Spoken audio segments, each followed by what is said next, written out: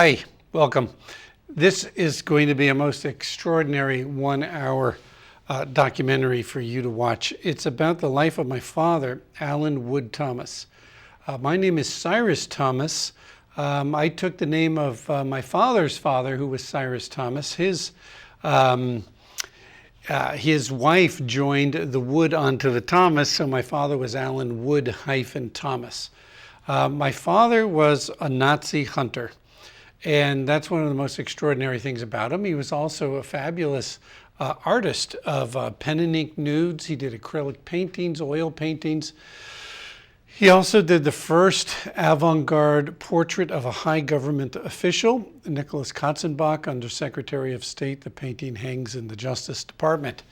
But the thing that interests people the most about my father was his years after World War II, when he formed a small band of assassins to eliminate Nazi perpetrators, and sometimes perpetrators who weren't Nazis but who were involved in the same goal of the final solution as the Nazis were. So Linda Leboutillier and me wrote a book, a 750-page book about the life of my father. And this documentary is to celebrate that and to tell you more about it in audio-visual form. So my father grew up in Paris, and he was in the French underground as a teenager. He was an Eagle Scout, and he actually went over the border to see what was going on with the Spanish Revolution. He did a lot of mountain climbing back then too, and then he in the underground he met some people who were already starting to make trouble for Nazi Germany on the rise. He took philosophy at the Sorbonne, which I later did in 1974. My father died in 1975. So this story I can tell now because he's been passed on for quite a while. My mother has passed on as well. And this illegal group of assassins that he created can never be known. I don't know who they are. My father never told me who any one of the members were. He couldn't. He was sworn to secrecy. But he was the head of the group. And the reason why he was the head of the group is because he could do remote viewing. And remote viewing is the ability to essentially soul travel, it's often called, where you can just have a vision and you can actually see where something is taking place in the present or in the past or future. But he would see in the present where Nazis were located. He knew where they were, and he could describe what he saw in his vision to a man in the book we call Fournier. Fournier would do research, find out who that man was, and if in fact he was a perpetrator, they would eliminate the individual. Now, we believe that my father's group was about 10 strong. My father was in the French underground, so it is assumed that he recruited his band of assassins and researchers from the French underground, from people he knew during World War II. After he graduated in philosophy from the Sorbonne, he came to the United States because he could not get into the French army. He wanted badly to fight against the Germans. And he had two passports at the time, a French and a Spanish passport. And for some reason the army didn't want him. So he came to the United States. He was drawing my mother, who was a model in the art school in New York City. They married. He joined the American Army. They put immediately, because he was a good artist, they put him in the camouflage division. And in the camouflage division, he and Frederick Fox, his captain, they invented a way to make rubberized tanks and jeeps and howitzer guns. and to actually blow them up, Rubbermaid, blow them up, and they would have steel frames inside to hold their shape. And they could blow up hundreds of these and place them all across a river. They had fake audio going on of tanks rolling in. The enemy would observe through reconnaissance airplanes or telescopes that they were bringing in all these troops, which of course weren't real and was real inexpensive to set up. And so they would think that there's going to be a river crossing over here, so they would take some of their troops from somewhere else, bring them over to be prepared for the crossing. Meanwhile, there wasn't anybody there at all, but a few guys setting up dummy tanks. And then the American real forces would cross the river down the way where there was little defense. So this worked very well, and it was written about in a book called Secret Soldiers by Philip Gerard. My father is mentioned throughout the book. So we have some good documentation of what he did in World War II. What he did after the war, however, was quite extraordinary. And so this is a story about how he and a small group eliminated about one Nazi a month for 25 years, totaling about 300 Nazis. It is rumored that the Mossad, the secret police of Israel, eliminated about 1,000 Nazis after the war. And there's rumors about some other groups too who sort of did what my father did, but we cannot substantiate any of it, and nobody's written about it. So my father's group might have actually been the second most powerful group to do this. Of course, Wiesenthal does it legally. Lots of paperwork, lots of research, lots of courtroom drama. My father's group worked illegally. They worked clandestinely. They never needed to spend money to find out where people were, because my father, with his psychic abilities, his remote viewing, was able to know where these perpetrators were living. So it was done inexpensively, and the group and my father, of course, no one ever took credit for doing any of this. So nobody knows about this. Now, the reason why I know about it is because my father confided in me probably since I was about 8 or 9 years old. And I knew about this the whole time that I was growing up. I always assumed that I would never tell the story because it was a secret. It was a family secret. My mother and sisters knew a little bit about it, but I think my father told me more than anybody. So that's how we were able to write a 750-page book on this, which we're probably going to edit down to 400 or 500 pages. We had to add information to make the book interesting. The book is called Remote Assassin. I have some interesting pictures here that I'm going to bring up. And the book is called Remote Assassin, and we had to use a lot of creativity to make the book work because essentially we only had a certain amount of facts and not all of the facts. Here is a picture of Hitler and soldiers. We have a number of different pictures here.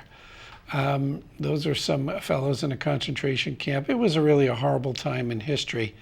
And so we had to add a lot of information to this book because my father didn't tell me everything about the groups. So I like to consider the book not historical fiction, because fiction implies that it didn't really happen, but rather I like to call the book a dramatized biography, because we have on the website of the book, we have a tab where you can read about everything that we know that was true, or that I believe was true from what my father told me, and everything that we created in the book. So the difference between fiction and nonfiction is very well delineated in our website, which is woodthomas.com/remoteassassinbook. We'll post that at the end of the program as well. So the war ends. My father goes back to Connecticut. He's an artist. He's doing pen and ink nudes. He was a fabulous draftsman. And he began to have dreams that were incredibly vivid. where he was flying over cities. And then the following day, he would go to the library. He would find aerial engravings or aerial photographs of these cities that he had flown over the previous night, and they looked just like his dream. So he had been friends with a number of the beatnik guys in Greenwich Village in New York City, Allen Ginsberg, Jack Kerouac, those fellows, and he began to ask them what they thought about his vivid dreams, or you could call it, it'll come to me. They didn't know too much about it, so he went to the library and he did some researching. Well, when you have a lucid dream like that, of which actually it was first written about in the 1800s, when you have lucid dreaming, you see things that are the way they are. It's really quite a remarkable experience. Well, he then had a vision.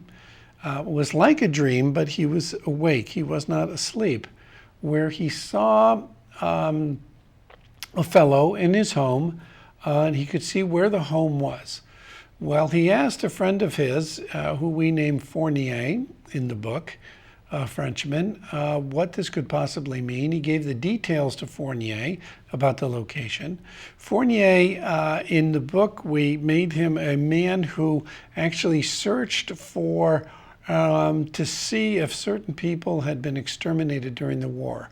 When mostly Jewish people wanted to know if their ancestors had died in a concentration camp, he had access to many documents where he could find out if their name appeared anywhere.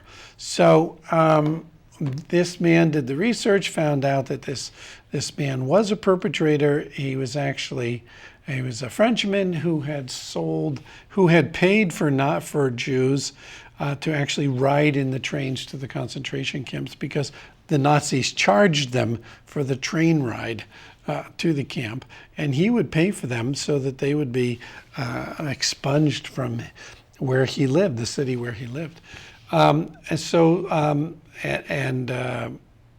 He was also involved with sending children, separating Jewish children from their families, putting them on trains by themselves, sending them off to a concentration camp in France. It was actually, I think, a bicycle racetrack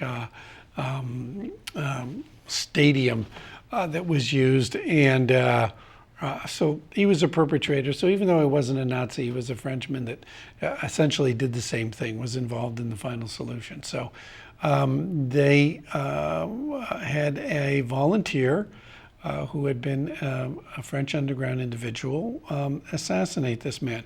Now, they were very clever in where they never used guns and bombs like Spielberg had the Avengers in the movie Munich, where they had to get the assassins who killed the Israeli Olympic stars. No money was used to find these individuals, no guns or bombs.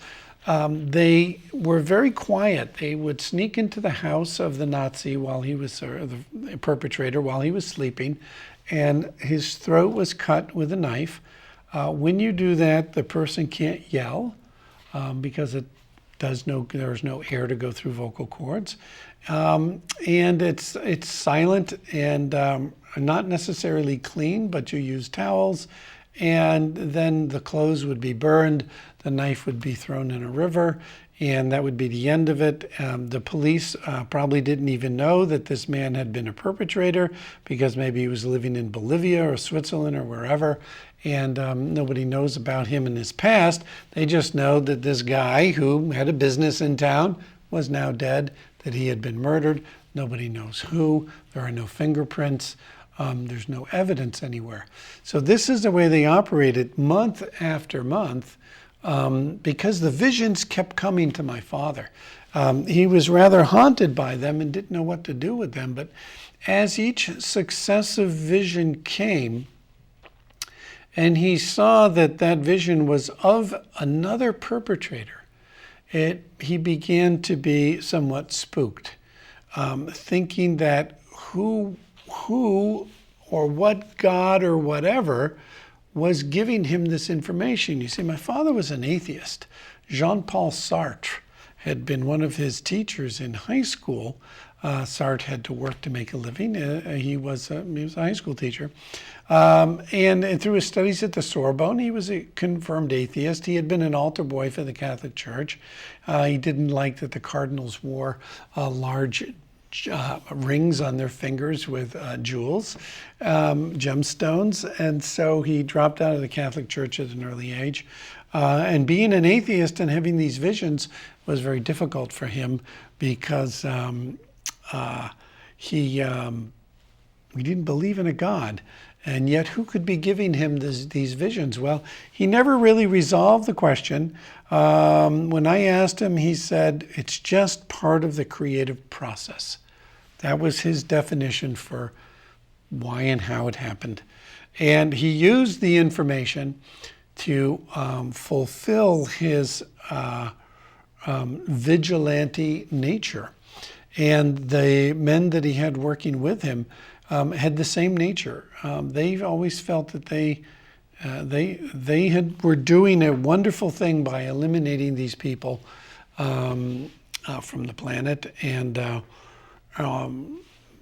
my own view is that I don't have any idea what is best for the planet when it comes to capital punishment. I have no opinion on the matter, but I do have some questions, and that is, if we eliminate a perpetrator by killing them, do we just simply send them to another world so that they can come back and reincarnate and do it again? Or do we send them off to another world and they have to go to perpetrator classes and find out what they did wrong, and then when they come back and have another life, they'll try not to make it as bad? Or do we save the taxpayer money by using capital punishment, or does it actually cost us more in court cases to keep them going? People argue this as well. So the question is if we leave, let's say, Nazi perpetrators who committed heinous crimes, if we let them live, do they actually suffer more by living? And do we want them to suffer, or do we want all souls to simply learn their lessons about what they've done so that they don't do it again? Very complicated issues. I wrote 60 pages on this on the website, and I'll show you the website now on the camera. It'll take just a moment to get to. On the website, we have many, many pages that are fabulous. My son Jonathan Van Wormer made this website, and that's the opening page to it. If we go to, this is historical notes, fact and fiction, where we talk about the facts in the book, and then a little further down, of course, we're talking about what we dramatized. Okay, so we're trying to be completely honest about this. We don't want to exaggerate this because it's already a little bit hard to believe. This is essays by me on the ethical implications of assassination. Why do humans genocide each other? The idea of karma, an Eastern type of view, and a conclusion and challenging thoughts. There's many tabs here. What my father accomplished in World War II, some of that blowing up dummies that I was talking about.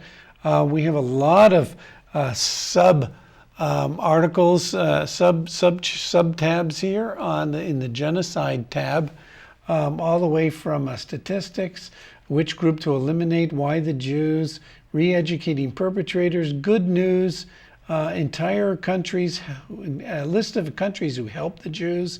In our research, and I watched 160 different DVDs on the Holocaust and became quite familiar with the different parameters. The history of lucid dreaming we have remote viewing by the co-writer on the book, Linda Le Boutillier. A conversation between myself and Alan, which was very interesting. Interesting quotes. The Beatniks, and this is some of the some drawings that my father actually did of beatniks, Kerouac and Ginsberg, in parties that they would have in Greenwich Village, and at my grandmother's place on 86th and Lexington in Manhattan. These are some interesting drawings. That here they were cutting up words from newspapers and actually writing poetry by making collages of the words they had cut up. So that's great fun there. If we go on, we also have some images of my father and his family. My father, my mother, these were friends of his in France. This is my father in his studio holding a mask to his face. That's a young man who helped him out. Me wearing a mask as well, just having fun. My father and my two sisters, Leanne and Diane, up there. So those are family pictures. We also have images of World War II, what he did there. And this is actually a blow-up rubber tank, a blow-up fake Jeep, a picture of my father as a young man, young Frenchman, and of course he spoke fluent French. I learned French when I was 18 and was able to then talk with him in French, and that was a lot of fun. But then he died when I was about 21. This is him painting some paintings that he made. This one actually has a plaster mask of his own face attached to the canvas. And these are drawings, female nudes, actually quite exquisite. If you could zoom into that, we'll take a closer look. I'll try to center it here on the page. This woman is actually standing in water. You can see the horizon there of the water. It's very dramatic, and when he drew, he drew a lot with one line. One line would do an extraordinary amount and cover an amazing amount of anatomy with one line. Very difficult to do this. I watched him draw growing up. He was quite the draftsman. This woman is also standing in water here. You can see it. Her knees are cut off by the water.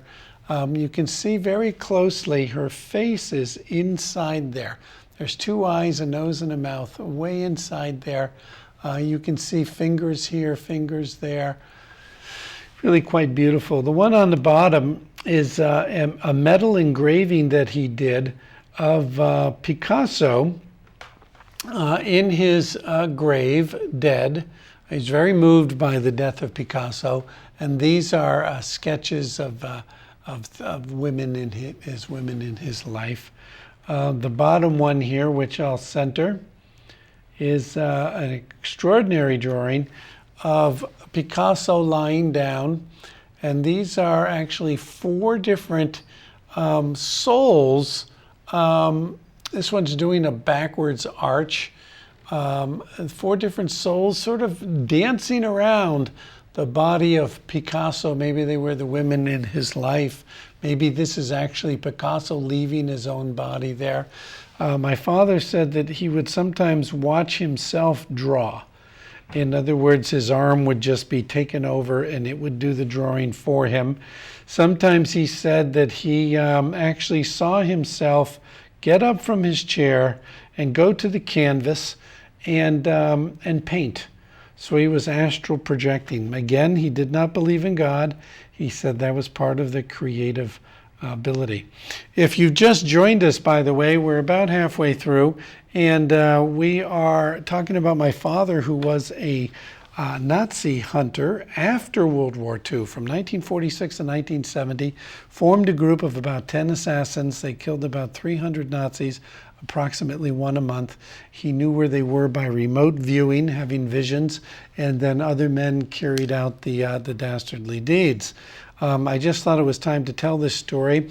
I came to my mind after watching Spielberg's Munich that this story should be told. We've written a book. It's not published.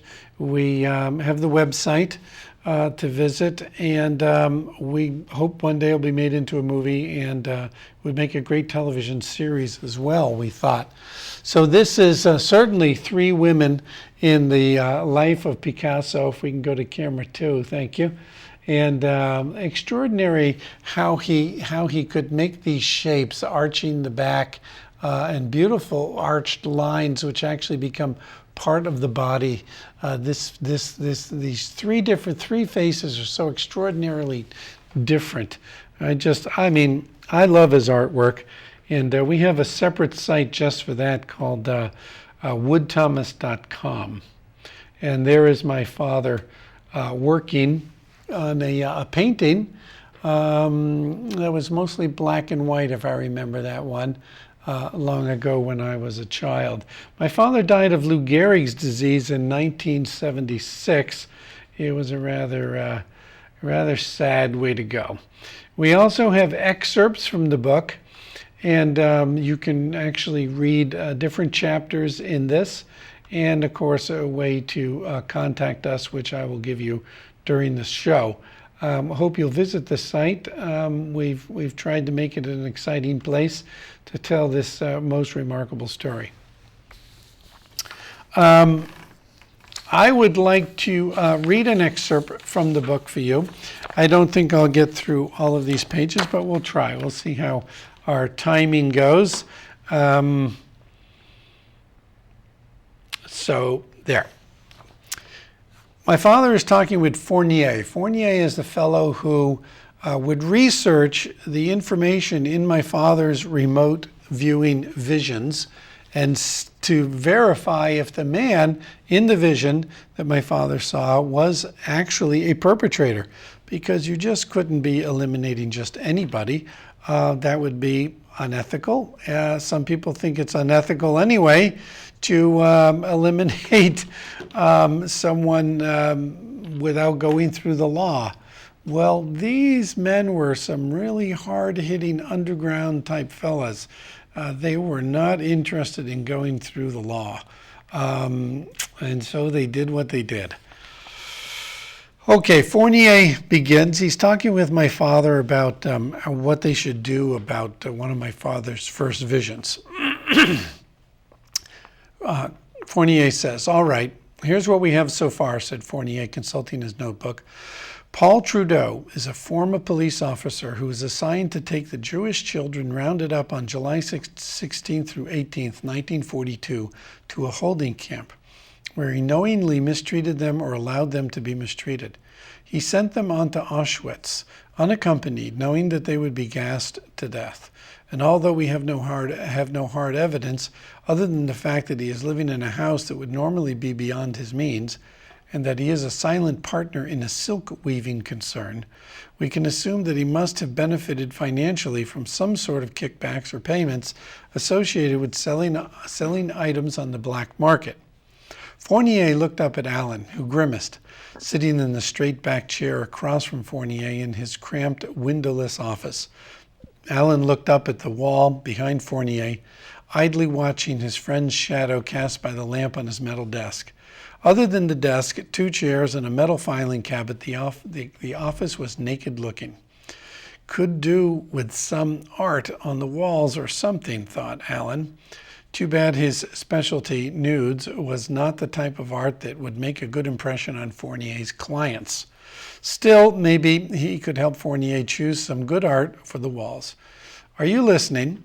"Yes," said Alan, realizing that his mind was simply trying to avoid having to grapple with the horrific situation Fournier had just described. He made the effort to focus on the matter at hand, shaking his head, as if by doing so he could throw off extraneous thoughts. "I'm sorry. Of course I was listening. It's just so gruesome." "I know. I feel the same way," said Fournier. "Ready to continue?" Alan nodded. "All right. Then we have Reynard Dubois, the original owner of the silk weaving factory in your visions.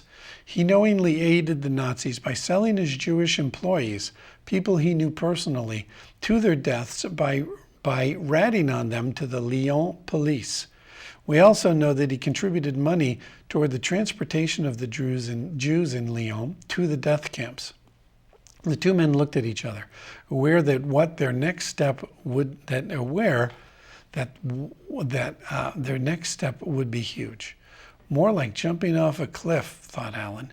It was clear that both men, Dubois and Trudeau, had caused the death of hundreds of Jews and had profited obscenely from their deaths.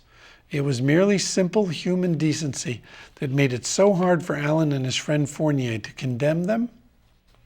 Others had been punished for their collaboration with the Nazis. Why not Trudeau and Dubois? Now the hard part, said Fournier, putting into words what they were both thinking. What do we do with all this information? What do you think? Fournier shook his head. I don't really know what to do, he said. Normally I would immediately report this sort of thing to the authorities, but since the French police were involved in this whole thing, they'll only want to cover it up, and we could get into a lot of trouble with our efforts. Oh, come on, Jacques. France is a free country now. It's not controlled by the Nazis anymore. Surely you're not suggesting that we could be jailed for this. Of course not. But that's how it works. What I'm suggesting is that if the government wants to cover this up, then someone could arrange for you and me to have a little accident, you know? No one would ever be the wiser. Allen sat back. You really think so? He asked after a lengthy pause. Fournier sighed. I wish I could say I was joking, but think about it. This information is like a hot potato. Nobody's going to want to deal with it. We've opened a can of worms, muttered Allen in English under his breath, because my father's name was Allen, you realize that. What? A can of worms? Allen repeated in English, an American expression. Allen did his best to translate into French. It means a situation that everybody wants to go away. Well, yes, that's what we have, a can of worms. If it were up to me, I'd make sure these guys are punished, but given the circumstances, the odds of that happening are pretty slim. Let me ask you this, Allen.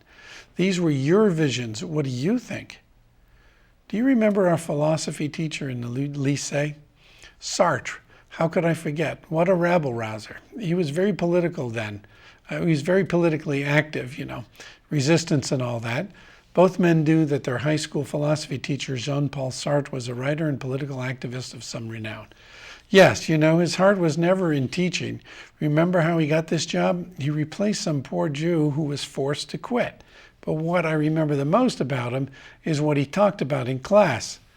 Yes, a lot of political stuff. Philosophy, too. The things he said left a big impression on me. He said if we have just one life to live, we should all strive to make it count. I remember being very excited about that idea. I remember that, but I disagree with his ideas about God. He believed there was no God, no afterlife. I just can't accept that. I think we'll all have to answer for our actions here on earth when we've passed into the afterlife. So then my father and Fournier talked about God and things. The point is, they finally came to the conclusion that if my father was having these visions of such horrible people, such horrible perpetrators who were unlikely to be taken into custody by French or German police, there's probably little evidence for Wiesenthal to go after them in legal courts. They sort of knew, being that they were these hard go-getter kind of French underground, ex-French underground type guys, that they would have to find a way to eliminate them. So what we do in the book is Remote Assassin is we talk a lot about how they came to decide the parameters for how they should do this. It's not an easy thing to do. So here are some of the main points in the book. They killed 300 Nazis, eliminated over a 25-year period from 46 to 71. It was a band of about 10 former French resistance members. No bullets or explosives were ever used. No credit card was ever taken. No money was spent to locate former Nazis. And remote viewing was used to locate the perpetrators. This is a contact telephone number. And this is the website for my father's artwork. That alone is fun to go and look at.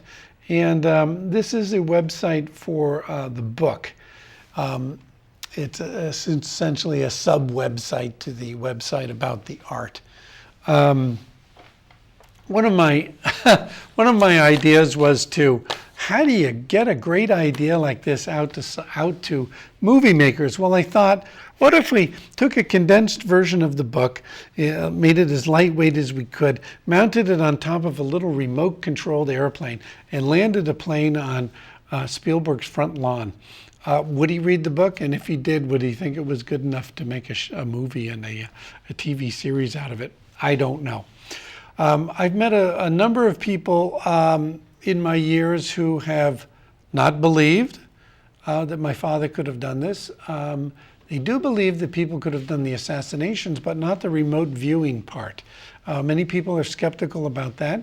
But if you go into the website and you look on the tab about remote viewing, you'll see all the studies that were done at Stanford University on remote viewing. It's quite fascinating to read about how this science, this art, is being used by police all around the world to find missing persons, with some extraordinary stories that are completely unexplainable by regular scientific means. My father used to, whenever any of us would lose something in the house, my father would concentrate, and then he'd know where it was, and he'd go and he'd find it, like missing keys or whatever.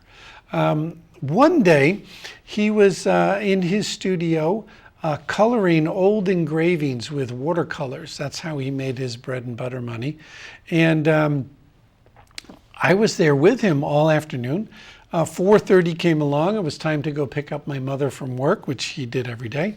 And I rode with him because I got to drive. I was like 13 years old, and he'd let me drive, and he'd be in a passenger seat, and I'd get practice driving. So I got a lot of practice like that.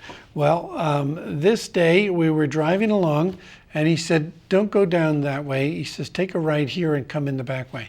So I did, and I said, "Why? Why'd you want me to go the back way?" He says, "There's some kind of accident down there, and there's police all over the place, and I don't want them to see, little guy sitting at the steering wheel." I was the shortest kid in the 8th grade. So we picked up my mother and came around the other way, and lo and behold, with my father driving, there were police all over the place. I don't know how he could have known that. Many things like that. One day, he came home and he said he was shopping in a mall, and he had left his jacket in the car, and he got back to the car, and the car had been broken into, and his jacket was missing. It had leather patches. It was a nice jacket. Somebody took his jacket. So I didn't think much of it, and I guess I was about 10 or 11. And one day I was out on the porch throwing snowballs, and I looked, and this car pulled over in the snow, and my father came out and went to the window of the car, and a guy handed my father's jacket to him and drove away. And I said, "How did you get your jacket back like that?" He says, "Oh, well, those were a couple of my guys, a couple of the assassins, and they had heard that I had lost my jacket, and they thought they'd do me a favor, and they staked out the parking lot where this guy was breaking into cars. They waited for him to break into a car, brought him to the side, and said, 'We want this jacket back.' And they got the jacket back and gave it to my father." Well, my father was unbelievably angry about them having done that, because essentially, if any one of them had been being followed by Nazis who were alive at the time, they would have been led to my father's house. Now, they had certain rules. Before you could be in this group of assassins, you had to fulfill certain criteria. And one was that you couldn't drink alcohol, because people who drink too much talk too much. You couldn't be a drug addict, of course. You had to have known the person that you were inviting into the group, some 20 years or more.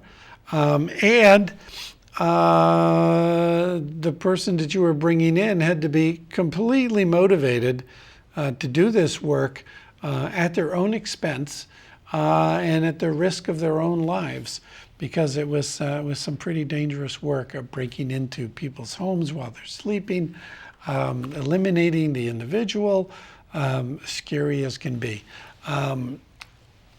Many times when I would go places as a child, I was followed by one of my father's security people because they didn't want me to be kidnapped. That was a bit weird. I didn't see these individuals, but my father explained to me how good they were at following. Sometimes my father followed me when I went places. So there was a lot of love and security going on with this upbringing, and they didn't take any chances at all. One of the other rules that the group had was that nothing could be written down in any sort of understandable way. They would write things like, pizza parlor, 4 p.m., and that would be a meeting place. Or in the park, something like that. And my father let me go downtown and put some notes in reference books in the library that supposedly somebody came and saw, and that told them that they knew what to do. It was a way that they used to deliver messages.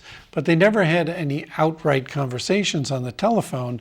It would always be outside. They did have some meetings in private jets because, you can aim a microphone at the glass of a window and hear what everybody is saying in that room behind the glass.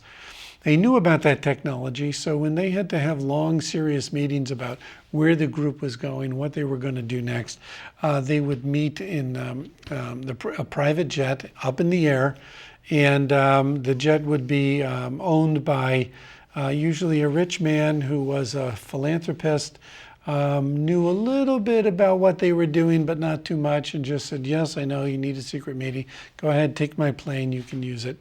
And so they got donations that way, but they didn't get any monies that they would use to pay people to find out where people were. Because as soon as you do that, you're dealing with crooked people, and somebody's going to tell somebody that so-and-so's looking for you, and then they know they're being looked for, then they get their cronies to come in, and then they get protection, and everything gets complicated. So they avoided all of that kind of thing, and they just kept it real clean and simple. I believe that all of this happened the way my father told me. He was a very gentle man. I've never met a person like him before or since I knew him, and because he was an incredibly creative, sensitive individual, incredibly intelligent, and yet he accomplished his goal, not mine. I did not grow up disliking Nazis or Germans whatsoever. I grew up in Connecticut. I had a normal youth going through school. But this was my father's life. He watched his country taken over by Germans. An interesting thing is when I tell this story to French people or to Jewish people, they almost always say, yes, good. Justice has been served by this. But when I tell, Americans or people that weren't really connected with World War II in any way, they just kind of give me a funny look, and they don't know whether they should believe it or not. And then if they kind of do believe it, they think, wow, that's kind of interesting. And then there's no questions asked. The whole thing just dies right out. Some people will go, oh my God, how many did he do? How did he have these visions? Where was he when he had the visions? How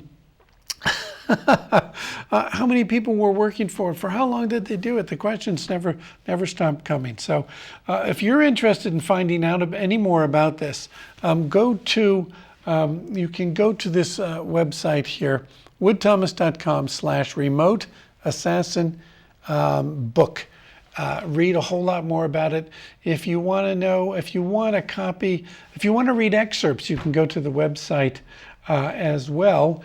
And if you are interested in doing anything with this, call the number, talk to me.